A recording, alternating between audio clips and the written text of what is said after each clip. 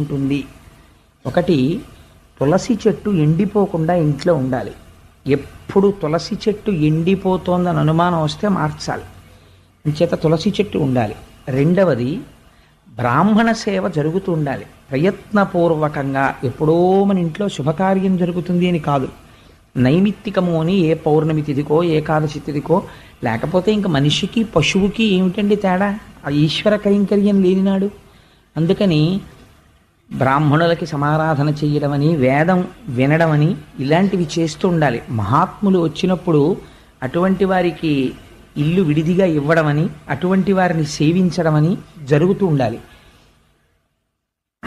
మూడవది, లక్ష్మీదేవి యొక్క స్థిరమైనటువంటి నివాసాన్ని ఎవరు అపేక్షిస్తున్నారో అటువంటి వాళ్ళు తగినంత కారణం లేకుండా పగటిపూట ఇంట్లో అదే పనిగా నిద్రపోయే తత్వం ఉండకూడదు.